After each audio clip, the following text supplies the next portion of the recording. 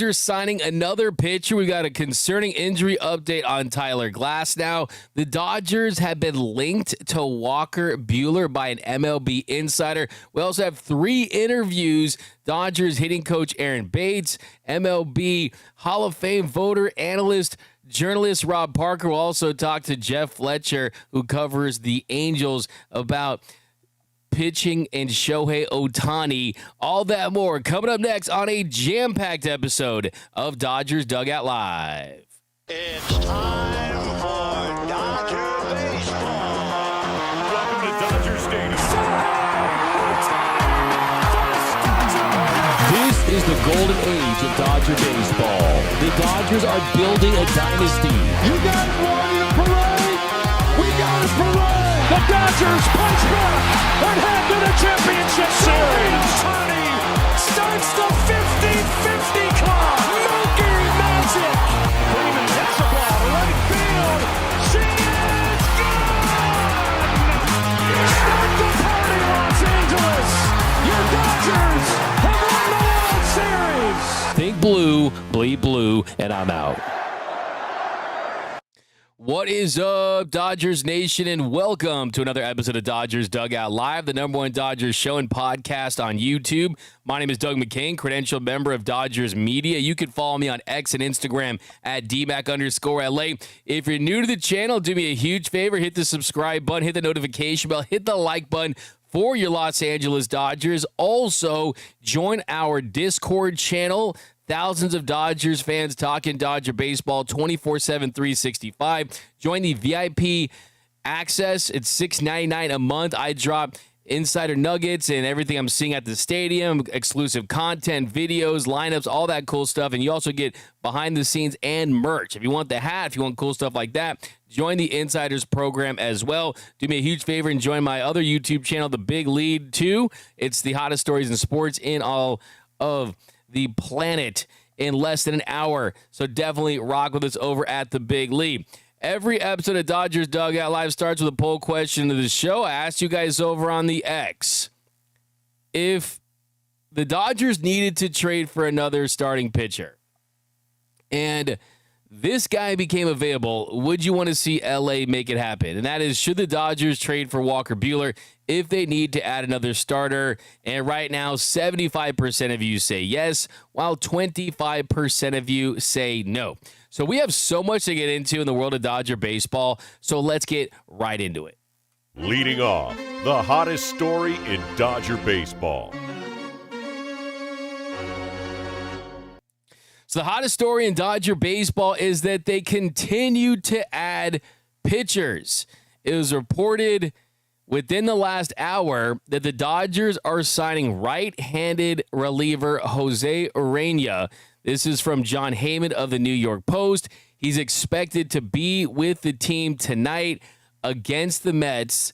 He pitched earlier this season, just one appearance, but it is believed that it is a major league contract. And if that's the case, of course, you need to free up a spot on that 40-man roster and get him on this roster. We'll see what it means as far as the current state of things for the Dodgers bullpen, because they're going to have to open up that 40-man roster spot. And right now, that 40-man is at capacity. So you do have a good amount of injuries that you're dealing with. Of course, Evan Phillips was just placed on the 60-day with Tommy John. Luis Garcia, he's going to miss some time. But right now, you look at kind of where they stand, you're getting guys back too. I mean, Luis Garcia, he's on there with a groin strain, so it doesn't look like it's going to be very significant. Blake Treinen, he's been out since April dealing with that forearm strain. Michael Kopech and Brusdar Graterol, they haven't pitched this season, but Kopech, he should be back this week. And Graterol should be out till later in the year. After the All-Star break, you should get him back, coming back from that shoulder surgery. But I think if you look at where the Dodgers stand as far as moves they can make to get him on this roster, I mean, we talked about it on yesterday's show. If you allowed Alexis Diaz, their newly acquired pitcher, if you allowed him to go and pass through waivers, you could designate him for assignment and try to stash him in AAA. You can have him go to AAA on a accepted assignment there. But, of course, you run the risk of another team trying to grab him, but at his salary, $2.9 million, our teams are going to really want that. I mean, that's probably unlikely, so there's a move you can make there. Ryan Ludus, he didn't look good in his appearance with the Dodgers. He wasn't great, but he has been pretty good down in AAA since they picked him up. Noah Davis, he's another guy that's in that depth piece, breaking case of emergency type of role, and he hasn't been great in the minors or at the major league level. So do they DFA do they get rid of a Noah Davis? I mean, that's most likely going to be the move, but you look at where they're at right now. I mean, they just picked up Will Klein. And if you look at some of his advanced stuff, it does look interesting. It's promising. I mean, I think it makes them younger. I don't think that they are viewing his as some massive game changer, but there's some interesting stuff there when you look under the hood as far as the hard hit rate, the velocity, and just things like that. He does strike out guys at a high clip. And then you look at, they brought in Chris Stratton, and Chris Stratton's a guy who's already pitched a couple of games. So it'll be really interesting to see what they do as far as the roster goes. But kind of looking at Urania, he has made a move very quickly here. He chose free agency just yesterday. He was with the Blue Jays since the beginning of May, and honestly, he wasn't terrible, really. I mean, the Blue Jays, they just needed to reset their bullpen and protect their downside. They needed a fresh arm. So, yeah, he goes to the Dodgers, and they've just dealt with injuries. Evan Phillips, Kirby Yates, he's working his way back from the hamstring. When we've mentioned the other guys, Blake Trinan, Luis Garcia, among others. And, yeah, I mean, you look at Urania's numbers, a 3.65 ERA in 12 1/3 innings. The issue with him was the strikeout to walk ratio. He had 5 strikeouts to 3 walks, gave up 3 home runs in that stretch. The swinging strike percentage, that was below average at 9.5%. League average is around 11.3%. Also, a lot of contact. He's been giving up 88.8% contact rate on pitches in the zone. So, yeah, there were some things that said, okay, maybe he's not as good as the ERA indicates and that he was due for some negative regression to the mean. But, yeah, I mean, you could do worse, right? You could do worse. I mean, he is someone that back in the day, he was a pretty decent starting pitcher. 2017 to 2018 had a sub-4 ERA. But, yeah, I mean, the Dodgers are basically doing what they always do. I mean, at this point, if you have a glove, if you have a functioning arm, show up to 1000 Vince Scully Avenue, practice is at 12, right? I mean, there's a good chance that I'm going to be getting some innings in at some point this season because of the roster churn, because of the fact the Dodgers have gone through more pitchers than any team in Major League Baseball. That is what they do. And now this brings me to my next topic here today, and that is that MLB insider Jeff Passan, the MLB insider, has linked the Dodgers to Walker Buehler. Yes, Walker Buehler. And I know I've said it before. You don't want to get back with your ex. It's like putting those McDonald's French fries back in the microwave. They just don't taste the same. But what if you put them in the oven? And in the oven, they taste a little better. Well, here's what Jeff Passan had to say about Walker Buehler. And he said, for the objective, the Dodgers are trying to get to October with a full rotation. And for best fit, he listed Walker Buehler. Jeff writes, the notion that the Dodgers were going to win 120 games was always fanciful. They don't build their team for regular season wins. They want to put together the most devastating 26-man squad for the postseason, and they saw last year what Buehler turns into in October. The 4 shutout innings against the Mets, 5 more against the Yankees, and then the final 3 outs to lock down the World Series title. Any sort of reunion would necessitate a Red Sox collapse, and as bad as they look right now, that's premature. So that's the first thing that you have to look at is, are the Red Sox going to be sellers? And we know it's a prominent franchise, one of the bigger market franchises. Right now, though, they're 4 games under 500 at 29-33. They are 9 games back in the American League East. So pretty much their only hope when it comes to postseason contention right now is to make it as a wild card. And right now, if you look at the wild card, you've got the Guardians, the Astros, the Twins, the Red Sox, 4.5 games back of the wild card. So certainly a couple good weeks. They could be right there back in the mix. The way they've kind of built that roster, it was to try to make a run, at least to respectability, at least to make an interesting postseason run. Maybe they catch fire. But having said that, it's not outside the realm of possibility that they tear it down, that they try to make a move at some point where they are trading away assets and they're trying to pick up some pieces. And Walker Buehler, certainly he fits the mold as a extremely tradable candidate when you look at the fact that he's making a little over $21 million this season, and he's only under team control for the rest of this year. He's on an expiring contract. So by the time you get that, it's prorated. So it's not like you owe the whole $21 million in the first place. If the Dodgers get that, it's around $10 million or whatever it may be. Less than that, you double that times 10%, and maybe it's cost you around $20 million at the end of the day because the Dodgers are paying that luxury tax at the highest level. But let's be honest here. The injury news is not very encouraging when it comes to Tyler Glasnow. And we'll talk more about it in a bit, but now he's suffering body soreness. Blake Snell is throwing from 120 feet. He's getting better. Roki Sasaki, Dave Roberts says, getting more physical, getting better. But if you look at last season and you look at this season, it's the same problem. Can you guarantee them 3 top-level starting pitchers in the postseason? Right now, you feel good about Yoshinobu Yamamoto. He's another guy that missed almost 3 months last season. Will he hold up? Shohei Ohtani is coming back from his second major arm surgery. We're going to talk to Jeff Fletcher in a little bit about what that might look like for the Dodgers. So if Buehler did become available and he was among the best 3 starters available, yeah, just by need, if the Dodgers were going to pursue a starting pitcher, which right now there's no indication that they are, they fully expect their starters to come back and at least get 3 or 4 of those guys and be healthy enough. I mean, if Blake Snell comes back healthy, if Glasnow comes back healthy, Shohei and Yoshi, don't forget about Kirsch, some of these guys, they're going to be just fine. But if things do collapse and you suffer multiple injuries, which, let's be honest, if we're going to have a hard, honest conversation, is something that is possible. I don't want to be one of those shows that's just going to sugarcoat everything and act like it's all sunshine and rainbows. No, this is the Keep It 100 show about the Dodgers, right? And if that does happen, Walker Buehler would be, let's be honest, he's not having an incredible year this year.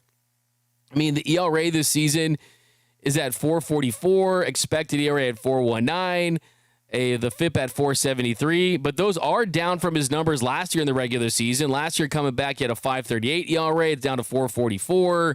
The strikeout numbers are up a little bit. The walk rate is down. And let's be honest, he's almost becoming the pitching version of Kike Hernandez, where it doesn't matter what his regular season numbers look like, because in the postseason, he takes it up to a whole nother level. Last year with the Dodgers in the postseason, Walker Buehler posted a 3.60 ERA, a 3.60 ERA in 15 innings of work. And you look at his history in October, when it matters most, when the lights are bright.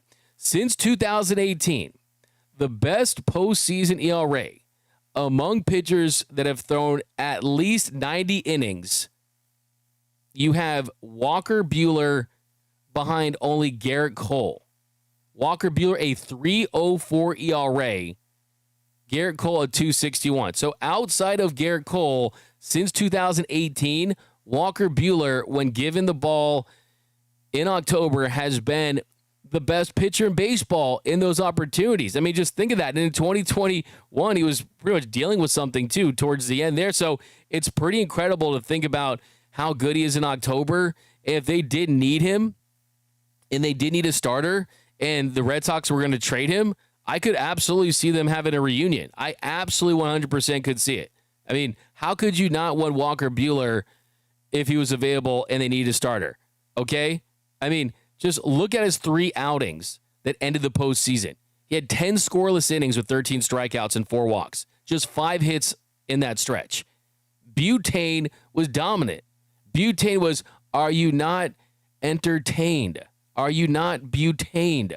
I mean, this guy was just incredible. So if it came down to it, I certainly would consider it. But let me know down below in the comment section. Welcome to Dodgers Dugout Live, the #1 Dodgers show and podcast on YouTube.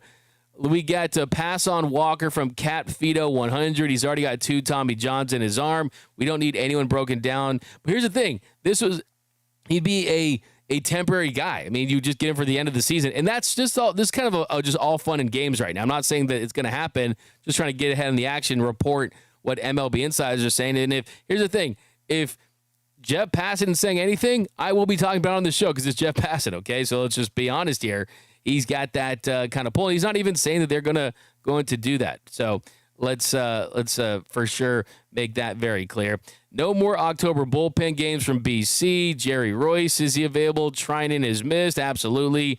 There's no doubt about that. I think he'll come back and save the Dodgers. That's from Garish. Gary A., they whiffed on Fried and didn't scout Roki thoroughly enough. Should have known better on Glad's arm.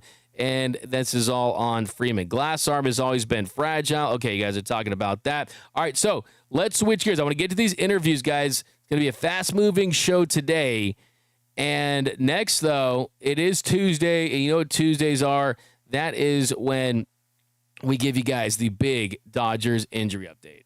Dodgers big injury update.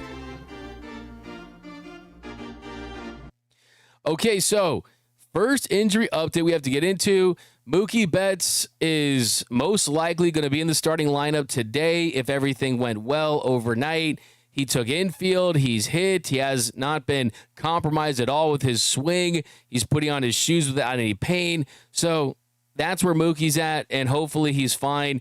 And if he's not fine today, then I think that he didn't bounce back right. And there's definitely concern there. But I expect him to be in the lineup today unless someone's not being honest, right? So hopefully Mookie Betts is in the lineup, and I expect him to be just a normal player today, not worried about anything, and hopefully you get the clap on. Remember, clap on. He needs to get that for the lights because I don't want him to stub his toe anymore and fracture anything. I mean, that's definitely concerning because it's an injury that you really couldn't control. You couldn't control at all. He fractured the 4th toe on his left foot, and that's the one that's right there close to the pinky toe. So he's missed all 3 games against the Yankees. He missed the first game against the Mets, and yesterday he went through all of his pregame hitting routines. He was doing base running. He was doing defensive drills, and there was a chance they could have used him off the bench if they needed to. They decided not. They went with Will Smith instead of Conforto late in there, and then Mookie was an option, but they go with Smitty. So he should be back in the lineup on Tuesday. Dave Roberts said that's all contingent on if he recovers well tonight. So hopefully he recovered well last night. Everything was fine.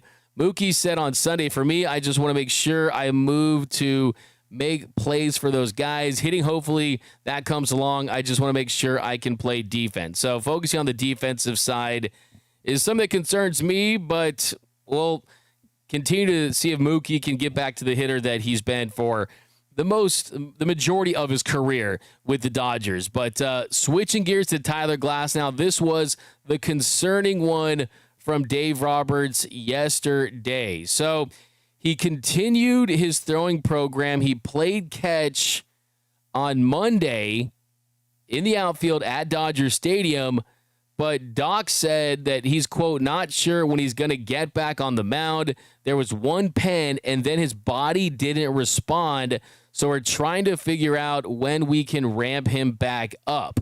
So he's not responding well. The body's not feeling well. I call that over 30-itis, okay? I'm pretty sure that a lot of people's bodies aren't feeling great, but it just makes you wonder if this is related to the delivery, the mechanical changes he made to take some stress off his elbow.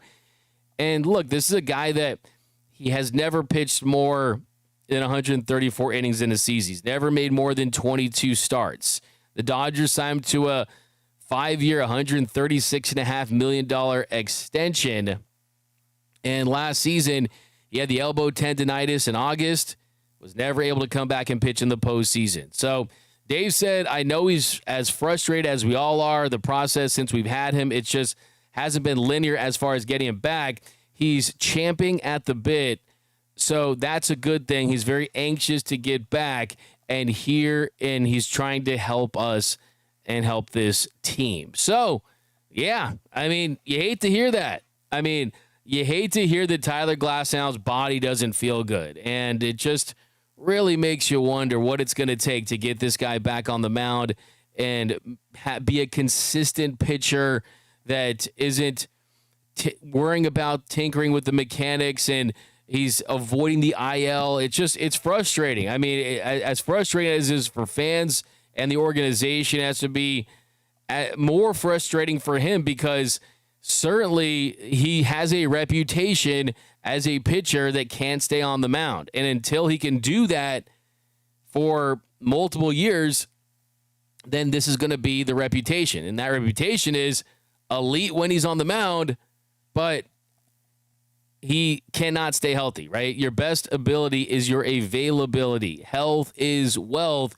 And the truth is that I think with Tyler Glasnow, if he can't pitch in the postseason for this team, then that's going to go down as a bad signing. So he needs to find a way to get himself healthy and ready to go, to push through the season, be available in the postseason. And look, if I'm the Dodgers, I push this way down the line. I mean, if it means starting him in early August to be able to go in October, then I would just do that. There's no reason to have him back here when you could win the division and get to the postseason without him if he's not going to be available in October, because that's the number one thing. He could win a Cy Young and pitch 200 innings in the regular season, but if he wasn't available for the postseason, well, then that would defeat the purpose of signing him. They signed him to help them win in October, and until he does that, you can't view this as a great signing. So hopefully this is nothing serious. Hopefully that this is a part of the process of returning, but you definitely kind of cringe when you hear that, just because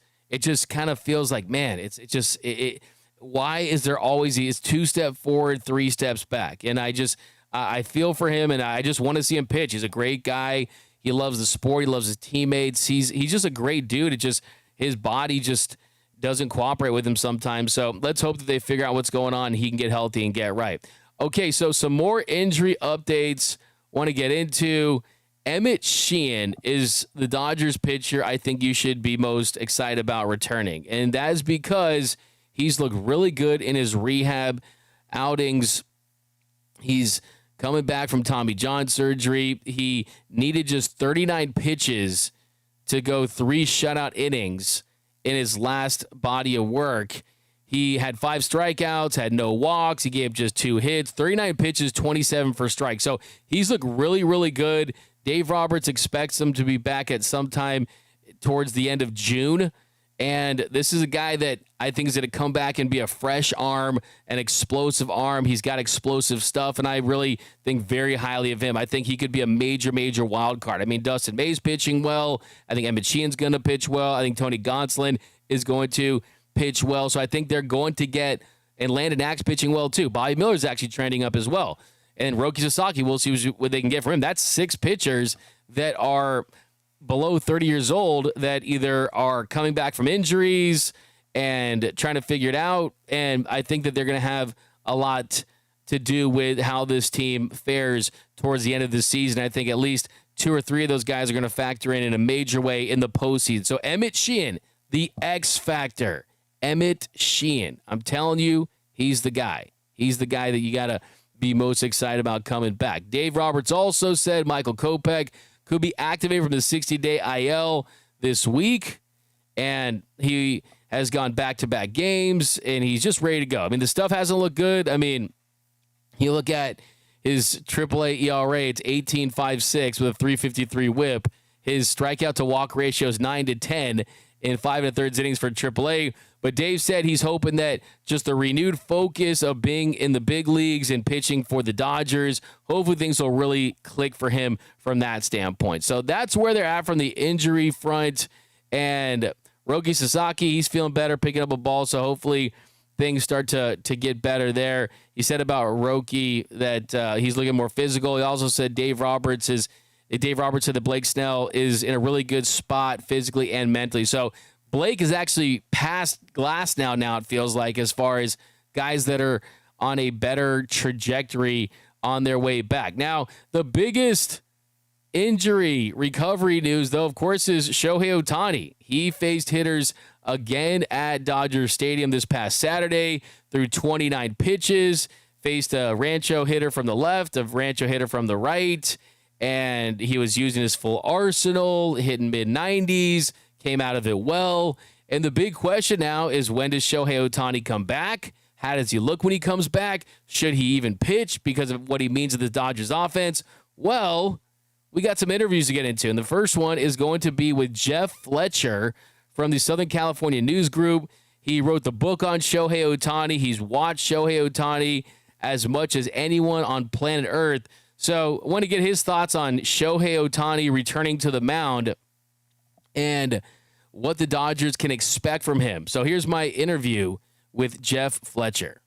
And we're back here on Dodgers Dugout Live, the #1 Dodgers show and podcast on YouTube. And today we got a special guest. We got Angels beat writer from the Southern California News Group, the great Jeff Fletcher. He wrote the book on Shohei Ohtani. I'll drop the link down below. It's a must-read for Dodgers fans. They know Shohei even more.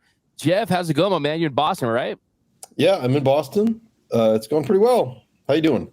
Doing good. So we want to bring you in and talk to you about the Shohei Ohtani pitching experience, because really that has been the biggest story for the Dodgers this season, along with trying to repeat and just dealing with the injuries that they have, their other starters and relievers. And I think the first question is, what do you remember from just the rehab process for Shohei? Just because it's so unique, you don't send him on a minor league rehab start.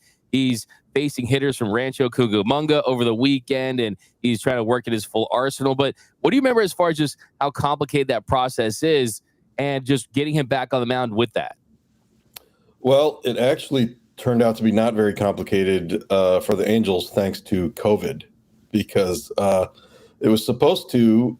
So he had the first surgery in October of 2018, and he was supposed to start pitching again basically at the beginning of the 2020 season. And that never happened. So we didn't have to see, the Angels said what they were going to do. They actually changed the rule, which could be interesting for the Dodgers. They actually changed the rule for Ohtani that you could be on an active roster as a hitter and to do a rehab assignment as a pitcher. So what they talked about doing was, Ohtani would be in the lineup as the DH for 3 days, and then the next day he would go and pitch a game at the Angels minor league affiliate at Inland Empire, and he would come back the next day and he would be in the lineup again at DH. Now, also that was before Billy Epler was the GM then, and at the time they really were not having Ohtani hit and pitch on the same days. So that was how they were accommodating that. If this would happen, now the Ohtani we know now who does both at the same time, it certainly wouldn't have worked as well. So I don't think the Dodgers really would want to do that. But the rule does exist. If they did choose to have him go pitch a real minor league game, they could do that without taking him off the major league roster. Yeah, I was exploring that rule. I saw that. It's kind of wild to see him in those uniforms. I mean, I love anytime you see big leaguers in minor league uniforms. You just saw Clayton Kershaw on the OKC Comets. Always cool sight to see. But for Shohei, he comes back there, pitches in 2020, just goes an inning and 2/3. Obviously didn't have a lot of success. It was a shortened season. What do you remember about the comeback and just how he felt early on? Well, see, what happened there is I think because he didn't get to do the rehab that they planned for him, which was going to be, like we said, pitching in minor league games in April 2020 and then being in May 2020 of being ready to go full bore. That never happened. He just pitched some simulated games at the ballpark, in an empty ballpark in May, June of 2020. And then he came back through in the little mini camp thing they had before the COVID season started. He threw 2 intra-squad games or something. So it's really not the kind of rehab you'd want from Tommy John surgery. And I don't know this for sure, but I suspect that probably had something to do with him getting hurt again. So then he pitched basically twice, and the second time it was it was very disturbing to see because he came out there and just the velocity just fell off the map right in the middle of the game, and he, left the mound. It was like the second inning, and and then they said he had I forget what the injury was, a flexor tendon strain or something like that, and they said it was not related, not exactly, not related to his UCL, but still, that was bad. And at that point, really, that's when people started to say maybe he's just not a pitcher. Maybe let's just forget it. And so we never would have seen any of what happened in the next 3 years. So that was really like the low point of this whole experience that we've come to see. Like in August of 2020, it was like I don't think it's really ever going to happen. So. Yeah, I think that's kind of the big $1 million question. I mean, there's all these hot takes around should Shohei Ohtani pitch? Should he not? Alex Rodriguez said over the weekend that he shouldn't pitch. It's too big of a risk to lose him as a hitter. Then David Ortiz said he should be a closer. But if you're the Dodgers, I mean, of course, 97% of that contract is deferred and the actual value is $463 million, but still you want him to pitch because of what you paid him and because of just that unicorn two-way status. I mean, he's kind of putting your fan cap on. I mean, do you think that he should continue his career as a pitcher, or do you think that, I mean, it's too risky for the Dodgers losing him as a hitter? I think that what he did with the Angels in 21, 22, and 23, where he was a full-time pitcher and a full-time DH, was unlike anything that any of us on this planet have ever seen in baseball, and I would love to see that again.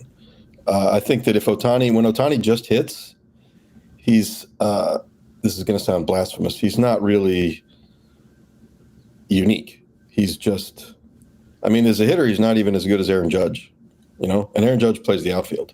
So he's just another really good hitter like we've had in baseball. Every year there's, 3 or 4 really good hitters that are like, this is a Hall of Fame caliber hitter. But like I said, we have 3 or 4 of them every year. There's 0 people that do what he did before, which is be an ace pitcher and a really good hitter. So I would love, just as a baseball fan, I would love to see that again. That's what is incredible. And I had to, every time it happened during a game, I would sort of write it this way to remind myself, the Angels starting pitcher just hit his second homer of the game. Just to have to remind yourself what you're watching, because we got a little bit used to it and it's crazy. And maybe now that he hasn't been able to do it, people can go back and realize just how phenomenal that was, what he did for those 3 years.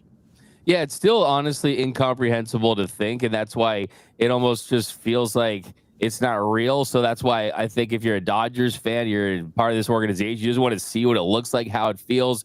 And yeah, as you mentioned, look, Aaron Judge, this is a guy who put up Barry Bonds type level numbers. Shohei kind of like Mickey Mantle type numbers, right? I mean, like as far as just kind of where they're at as hitters, but at the second that Shohei starts pitching, you kind of have to end the conversation because this just does not happen. It's so not normal. But I mean, if I were to ask you, if you have the sense of what he enjoys doing more, like would he rather go out there and hit 3 home runs in a game, or would he rather have like 12, 15 strikeouts? I mean, do you get that sense from him just being around him for so many years?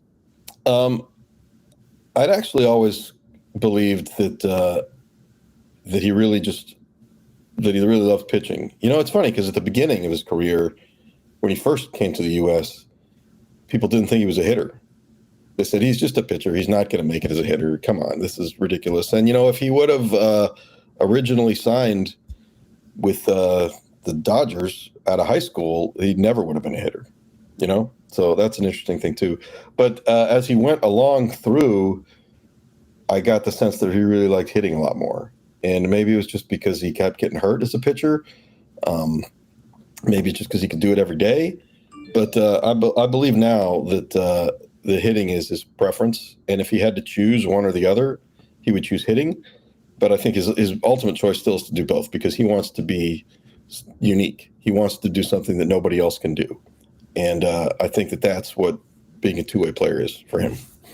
Realistically, how many more years do you think he pursues this? I mean, 2-3 more years. Do you think that he goes? And what do you think of the long-term plan? Go to the outfield? I mean, what do you think about just kind of long-term prospects of this unprecedented journey he's on? Well, I mean, I don't think anybody could have really thought that he was going to pitch the whole time that he was a major leaguer, that he was going to pitch and hit. I mean, the Babe Ruth quit after basically 2 years of being a two-way player because he said this is too hard and you can't do it indefinitely. It's too hard on your body. And Ohtani's obviously got some better fitness regimen than Babe Ruth did, but so that it's not going to happen forever. But the question is, so how many years is it going to happen? And I think he definitely. I don't really think we can answer that question until we see how he is when he comes back. 2 Tommy John surgeries is not an automatic that you're just going to come back and pick up where you left off. So let's just see what happens. If he comes back and he's really good, then maybe he's got 3 or 4 more years of doing this. If he comes back and he struggles or he gets hurt again, maybe not. Maybe this is just this year. I mean, I don't know. I'd love for him to be able to do it for 3 or 4 more years. I think it's great. It's a great show. But it's just certainly not anything that we can assume is going to happen. Do you think there's ever a world where you go from starter because it's really complicated to ever throw him in as a reliever just because he's an everyday player? It's just kind of an unrealistic situation. That is the most ridiculous thing that I've heard people say about Ohtani. And this has been for his whole career in the majors. People go, why not just make him the closer? Yeah. How are you going to do that? What if he's batting in the top of the 9th and then he's supposed to come pitch in the bottom of the 9th? When's he going to warm up? How's he going to do that? The one time he did it at the WBC, I think he did it in Japan a couple times. But at the WBC, he actually got kind of lucky because there was a replay review. He didn't bat in the I forget if it was the top or the bottom. I don't remember if they were the home team. But in the half inning before he had to come pitch, he didn't have to bat. And there was a replay review which stretched that inning like another 3 or 4 minutes and gave him like some more time to warm up down there. And so all the things kind of lined up perfectly for him to do that. But that's not going to happen all the time. And it's also just, the workload is erratic when you're a reliever. I mean, and there's times, say you're on the road in an extra inning game and the closer kind of warms up every inning because he's only going to come in and pitch if you take the lead in the top of the inning. He's not going to pitch otherwise. So he's like warming up all the time and he's sitting down there. And, when you're behind and then all of a sudden you take the lead and you want the close, like how is that going to work if he's batting? What's going to happen if the Dodgers are losing by 2 runs in the top of the 9th and Ohtani hits a 3-run homer in the top of the 9th? There's so many different. I think it's some people like to throw it even to comprehend. I like to use my show as like Mythbusters sometimes, just debunking certain things, and there's 50 different reasons why it doesn't make sense. Yeah, if he's a normal starter and it's Game 7 of the World Series and he pitched early in that series, sure, bring him out in a WBC situation, Walker Buehler situation, and if you want to go that route, Madison Bumgarner situation, totally get it. But yeah, it doesn't make sense on a normal level. What do you remember though from Shohei Ohtani's start days that really just sticks out to you as far as just the process, the routine, and everything leading up to it? Well, that's another thing. He has a really long kind of routine of getting ready to start. So, and he like throws the weighted balls against the fence and stuff like that. We actually kind of made a joke around the Angels when he was at the WBC. We thought, how funny is it going to be if they want him to be the closer in the championship of the WBC and they like stop the game for half an hour while he goes and throws weighted balls against the fence in the top of the 9th inning. So, but anyway, it's he does a lot. He's got a whole routine, and I think that's one of the reasons why it's so hard is just not just the physical skills you have to be a pitcher and hitter, but the time you have to put in to do these things.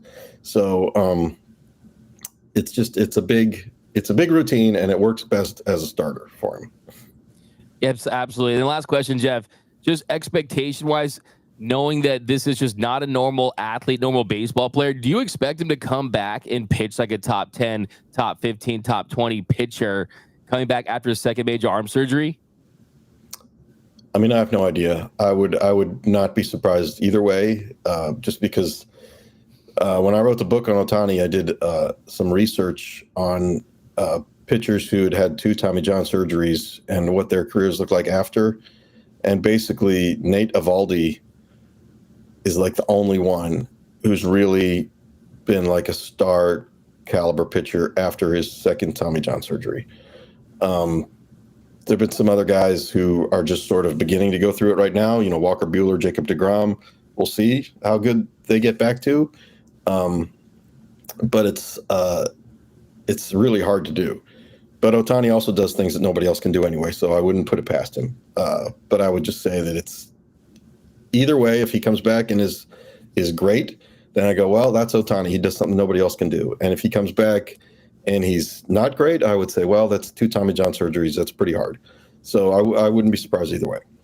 Absolutely. That's where I'm at too. I mean, it's the odds aren't in his favor to get back to the guy that he was and be this elite pitcher. But then at the same time, token, what he already did was someone that we've never seen. So if anyone can do it, it's Shohei Ohtani. Be interesting to see when he comes back, how that impacts him at the plate and just kind of the fatigue factor and everything that's involved with that. I mean, but still, I mean, you have to kind of, if you're going to bet on someone, it has to be Shohei. Let me throw one more thing out at you. Absolutely. I think what's going to be super interesting is, let's just say the pitching doesn't work and he's got all these years left on the contract. I think you got to play him at a position. You got to, if you realize that, all right, hey, he can't be a pitcher anymore. You just can't have your DH spot locked up into one guy for 7 more years, 8 more years, or whatever like that. And I think that Ohtani would be bored with that. That was kind of the thing when he was with the Angels. During 2020, when he stopped pitching, and we kind of were wondering, man, maybe he's never going to be a two-way player again. They actually had him working out and in right field and at first base, and he would like shag during BP. And Joe Madden talked about like how great he was at doing that and how he was a great athlete. And if you tell him, give him a glove and say, go play this position, he would figure it out and be very good at it. So I think that is going to be, and I hope we don't get to this point where we're talking about Ohtani not being a pitcher. But if it is, I think that's going to be a whole other fascinating conversation, because I think that he's too good of an athlete to just have him sit there without doing anything in between his at-bats. And I don't think he would like that. So I think that's maybe next year's podcast for I'm here. Continue the conversation. I'm here for that. I mean, just the idea of Shohei making highlight catches in the outfield, or Freddie Freeman has a couple years on his contract after this season. So you look at the length of that contract. We're just in year 2 for Shohei. So by year 4 to 10, if he takes over first base or a corner outfield spot, that certainly would help the Dodgers, because we're even seeing right now, I mean, when you got Will Smith, right? When you have like a Mookie Betts come back off an injury, when that DH spot is locked up, it gives you no flexibility for guys coming back, giving guys a day off, spelling them a little bit. It is wild to see a DH like Shohei put up a 9+ WAR season at that position. We never thought that was possible. But yeah, that's really interesting to see, because I mean, I totally agree with you. I mean, it does feel like he loves his routines. He loves to kind of just be a part of the process of just helping the team in any way he can. I think he would understand that would be the best way to do it if he can't pitch.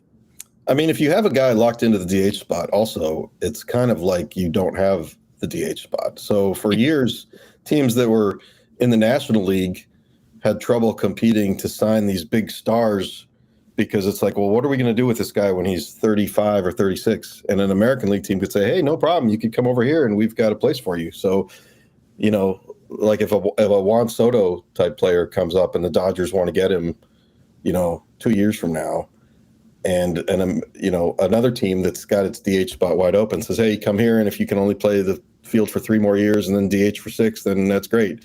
But if Ohtani is like locked into the DH for the next 7 years, that makes it difficult.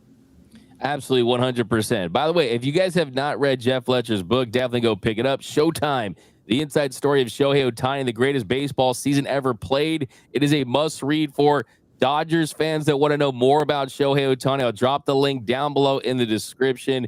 But Jeff, I know you're busy out in Boston. Thank you so much. Join us here on a Dodgers podcast YouTube channel. We really appreciate it. And we'll check with you after a couple Ohtani starts just to get your thoughts. But I really appreciate joining us here on Dodgers Dugout Live. Sure. Thanks for having me.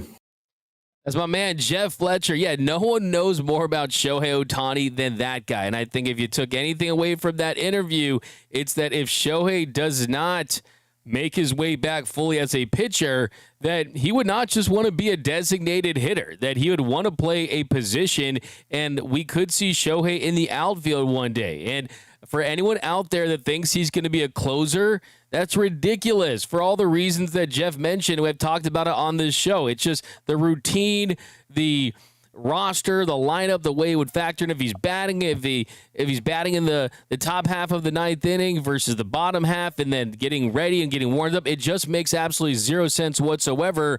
But it's fun to think about, hey, let's get a couple great years out of him as a pitcher, hopefully, and then possibly transition him into an outfielder, position player one day, first baseman, an outfielder, things like that. So I've heard more about that. But all right, guys, let's get into your comments here on the 7th inning stretch. The 7th inning stretch.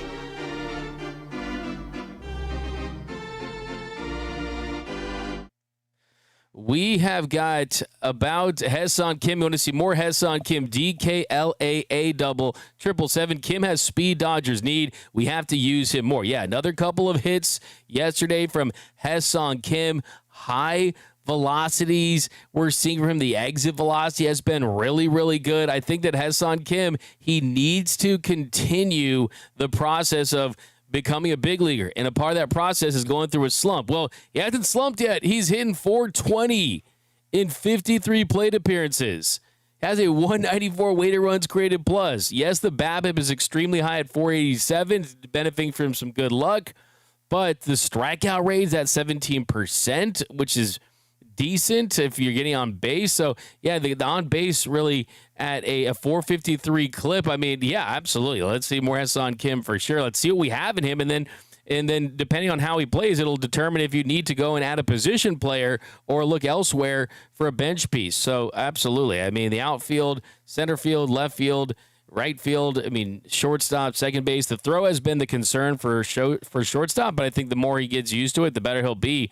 We've got I love Ohtani, but to say he's better than Judge at hitting is ridiculous. Yeah, I mean, who's saying that? I mean, anyone saying that is Shohei Ohtani would say that. Shohei Ohtani's family would say that. Aaron Judge, of course, I mean, is Aaron Judge Mr. Low Leverage? If you look at Aaron Judge's stats, high leverage versus low leverage, it'd tell a different story. And I think Shohei, we'll see how his postseason career fares, but yeah, I mean, there's no doubt about it. Aaron Judge takes a backseat to no one for sure. What makes Shohei the best player is his ability to pitch and hit. But still, Shohei is a top 3 hitter, though. Is he better than Judge? Objectively, no. Okay? Anyone saying that is just purely biased. Anyone saying that Shohei's a better hitter than... No one loves Shohei Ohtani more than me, but you can't say with a straight face that he's a better hitter than Aaron Judge. That's just not true. But you can say that he's a better player than Judge when you combine hitting and pitching, something that Judge just does not do. So we've got, what's up? We got Buehler for Scott, easy deal from Frankie. Yeah, the Walker Buehler trade rumor kind of got me feeling pretty good. You know what I mean? Like, who knows what's going to be the case and how this will shape up. But, I mean, it'd be kind of fun to see the boys get back in town for if it's him. D-Mac, Kim or Bus from 818 LARA. I'm sorry to tell Judge, this is from Mr. Classic, I'm sorry, tell Judge to win a ring first. Yeah, fair enough. And it's all about winning championships. Angel Escobar, to say Shohei's even better hitter than Freddie is blasphemous for me. I mean, look, Freddie's a different type of hitter, right? He's more of a bat to ball, go to all fields, gap to gap. You know, he's short to the ball. The thing about Freddie, he's so short to the ball, he can cover all sides of the plate. And yeah, sometimes the slug happens, and it does at a pretty high rate, to be honest, doubles and home runs. But yeah, Freddie's a kind of a different type of hitter. Delirium 9, if we really wanted to pad Ohtani's stats, we'd move him to 3rd or 4th in the lineup. 900 OPS. We got Judge does not have a ring. Ohtani is a better base runner than Judge. That's from Will. Yeah, there's no doubt about that. There's certain areas where he's for sure better, but I think the debate that people were having in the comments was just as a pure hitter. I mean, you look at Noah D-Mac, Judge at 1,300 OPS and high leverage. But if you look at the totality of his career, I mean, like, I'm not trying to dismiss Aaron Judge. I'm not. I mean, like I said, I'm the first person on this show for many years to say that there's no really. It's like Aaron Judge this year. He's hitting 391 with a 243 weighted runs created plus. So Aaron Judge is basically 2 players in almost a half. He's 143% above league average. Think about how insane that is. 143% above league average. Shohei Ohtani this season, a 182 weighted runs created plus. So he's 82% above league average. Shohei Ohtani is in his own class because of what he can do on the mound. But Aaron Judge is the only guy that's really up there with kind of like prime Barry Bonds. You know, like I mean, Aaron Judge his single WAR numbers are better than Trout at its peak on single seasons. I mean, he's ridiculous. He's unbelievable. We've got Angel, Escobar, D-Mac. Do you think letting Flaherty walk was a mistake? I mean, not necessarily. I think it's still early in that. I mean, I think that they were concerned about some injury stuff with him, just kind of how the stuff played throughout the course of a season. And Flaherty's been good. He hasn't been elite, but he has been really good. I mean, he 3.72 ERA. He's on a winning team in Detroit, so they're not going to be sellers right now. But I think what the Dodgers were looking for was extremely high upside, high ceiling arms. And Flaherty was kind of a mixed bag in the postseason. I mean, for every game 1, there was a game 5, right? I mean, he got rocked in one start against the Yankees and one start against the Mets. And then he was really good in starts against the Mets and Yankees at certain times. And he kind of battled early in that series against the Padres. So I think they kind of saw with Flaherty, hey, we have the possibility of getting true ones with Snell and Glasnow and Shohei and Roki and Yamamoto. And Flaherty was a great option for what they did. I mean, they wouldn't have won the World Series without him. But I think for the kind of contract he was looking for, it was kind of more the role he was looking for. I don't think the Dodgers, with the rotation that they had, assuming that they would get something from all those guys, could guarantee a role for Jack Flaherty that would allow him to maximize his earning potential. So that's for sure the thought process there. But okay, guys, let's keep it moving real quick. I want to play a quick convo. This is Rob Parker. I had Rob Parker on the field at Dodger Stadium before the game on Sunday. All right, we're here with the great Rob Parker, one of the great baseball minds in the game, Hall of Fame voter, hosts his own baseball podcast. Rob, just first of all, what's your biggest takeaway on this series so far? The Dodgers dominating yesterday. They beat Max Fried on Friday. It's the Dodgers team 13-12 in May heading into the season. Yankees with a hotter team, but the Dodgers getting it done this series. Yeah, it's kind of weird because it was the opposite coming in, where the Yankees have been on a roll and the Dodgers have been really like middle of the road, not that impressive. Maybe they get the best when the Yankees show up, because to be down to Max Fried, the Yankees jumped out in front, and then to lose that game was a little bit of a blow. But Max Fried was 7-0, and you know how baseball is. And also the Yankees were 10-1 in his starts.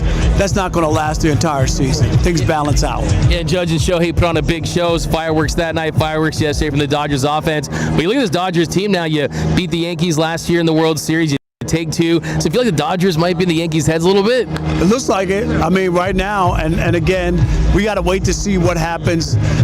Definitely, you would look at these two teams and think they're going to be in the mix to get back to the World Series.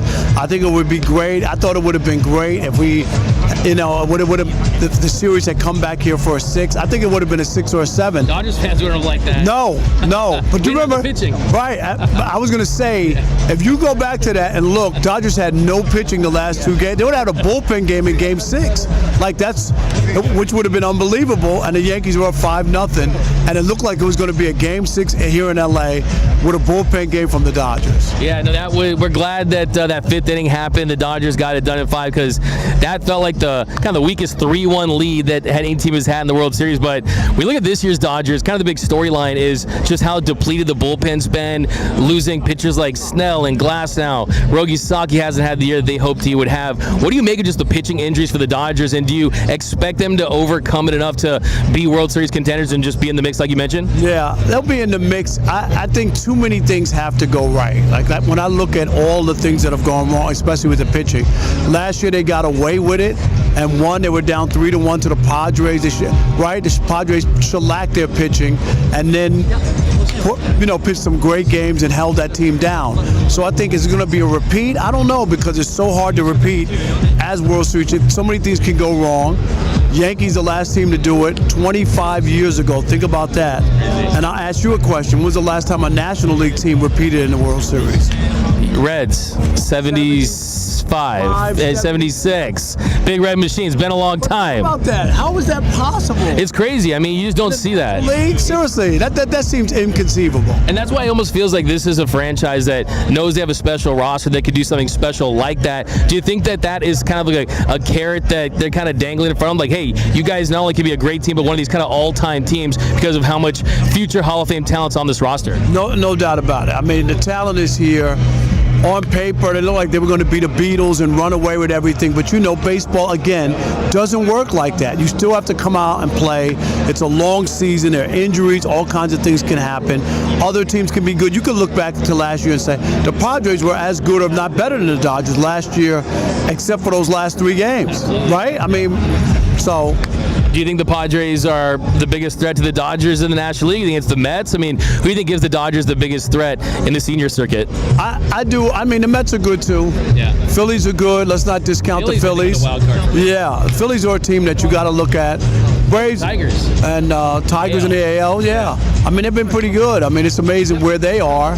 After last year, because remember they were dead last July. I mean, dead. They were talking about trading, right? They were talking about getting rid of Scooble. If you remember that, think about where they were. But yeah, I think the Phillies, I think the Mets, but I do think the Padres. I think after last year and what happened, and their pitching, starting pitching, have been really good for a while. I know they've had a skid lately, but their pitching is pretty good. Yeah, and Rob, kind of the $1 million question in Dodger land. Yesterday, Alex Rodriguez, he said that he doesn't think that Shohei Ohtani should come back to pitch. Big Poppy said that he should be a closer. I have to know, what's your take on him pitching? Do you just throw him back as a guy that you throw in the rotation, expect 6 innings from every turn through? Just what would you do with Shohei the pitcher? And do you think it's too big of a risk, the possibility of losing him in the lineup?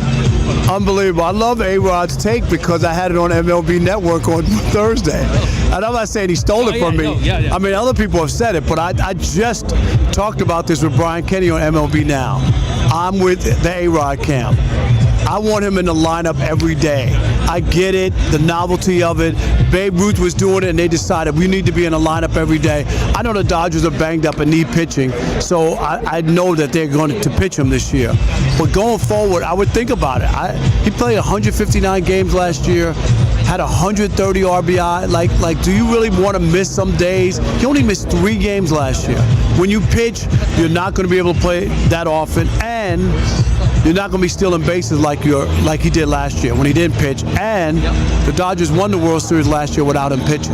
How much do you think he wants to pitch? I mean, just your instinct. I mean, that's what makes him the unicorn. We know that Judge as a hitter, he takes a backseat to no one. But when you factor in Shohei pitching, that's what takes him over the top. How much do you think he just wants to do that just because it's so unique and no one does that? No, I get that part of it.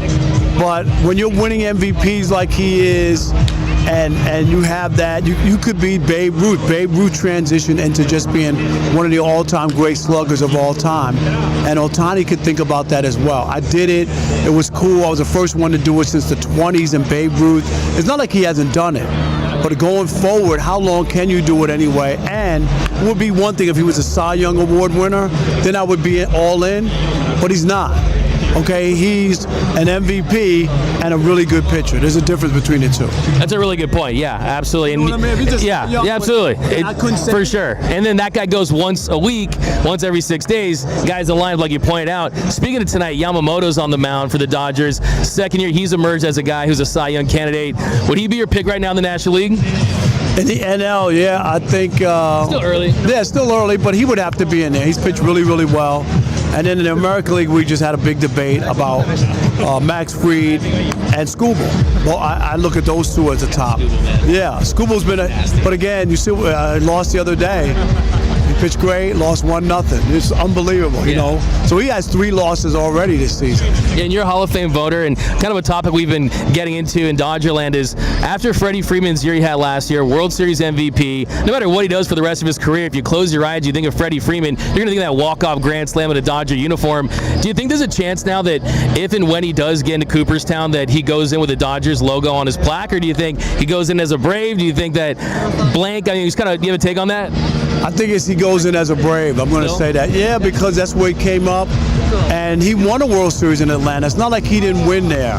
You know, if he didn't win there, and then, you know, all the back and forth, I don't think he really wanted to come to L.A. at first. I mean, he was a Brave. I think he wanted to play his whole career. They wound up coming, and you'll never forget that home run. But had he not won in Atlanta, I would agree with maybe because he's immortalized with the Dodgers. But people in Atlanta still love him, too. Awesome. We're joined by Rob Park here on the #1 Dodgers podcast and show on YouTube. A couple more, Rob. Do you expect the Dodgers to be active at the deadline? Or do you think that they're just kind of wait for guys to get healthy and hope that it turns out that way for them? I think a combination. I think they want to hope that the team that they put together spring training can be won and be healthy. But if not, they will go out and they got too much talent here. There's no way they're going to go, oh, well, this wasn't our year, we'll throw the towel in. The Dodgers will make moves. Awesome. Last question here. I really want to get an outsider's perspective on this because anytime the Dodgers lose, it's Dave Roberts' fault. Anytime they win, he had nothing to do with it, right? He had the keys to a Bentley. Is he an elite manager? And in your mind, is he a future Hall of Fame manager? It's a good question because with that talent, and let's be fair. I mean, I know they won in 2020. And they won last year, but there were a lot of disappointments in the mix of him being a manager. And so you can't ignore as if that didn't happen. And had they not won last year, it'd be like, I think it would be different. But he's won twice now, and I think that's going to help him going forward. I think he has a great shot, especially with the team and the roster he has. If they win a few more, I don't know how he's not going to be in the Hall of Fame. Yeah, it was his birthday this weekend. Be a nice birthday present to sweep the Yankees. But there he goes, the great Rob Parker. Follow him, listen to his show. A must listen to all baseball fans with a great Inside the Parker. Inside the Parker. First of all, it's got a great name. I'm a host of Dodgers Dougout. My name's Doug, so it kind of works. But Inside the Parker, it clears. I'll give you credit for that. But there he goes, the great Rob Parker. Thanks so much. Join us here on Dodgers Nation, my man. Thank you. There he goes, Rob Parker. I disagree, though. Shohei should pitch. See if he can pitch. But, guys, we're running out of time, so let's get to the walk-off. The walk-off. Hits the ball to right field. She is gone! And today for the walk-off, just wanted to point out how well the ratings have been, how good baseball's been this season. Right now, MLB viewership is up 10% on Fox, 22% on ESPN, 16% on TBS. The NHK Japan up 22%, MLB.TV up 27%, MLB Network Showcase up 13%. This weekend series against the Yankees had 2.2 million viewers. On Saturday, the whole series has been up, and Buster Olney, he tweeted out that the average was at 2.73 million. It was the largest Sunday night baseball audience in 7 years. Baseball is hot on the streets. Baseball with Shohei Ohtani and the Dodgers and Aaron Judge is in a really good spot. So anyone that tells you baseball's dying, baseball's this, what did moron Cam Newton say? Baseball's a dying sport. The WNBA is going to pass baseball. Cam Newton it sounds about as dumb as his hats look. Let's just be honest here, because baseball is hot in the streets. But that's going to do it for this episode of Dodgers Dugout Live. My name is Doug McKain. You can follow me on X and Instagram at DMac_LA. Subscribe, hit the notification bell, hit the like button. Remember, nothing, absolutely nothing brings us together quite like Dodger baseball. And until next time, think blue, bleed blue, and I'm out. Start the party, Los Angeles! Your Dodgers have won the World Series! And when the upcoming winter gives way to spring, rest assured, once again, it will be time for Dodger baseball.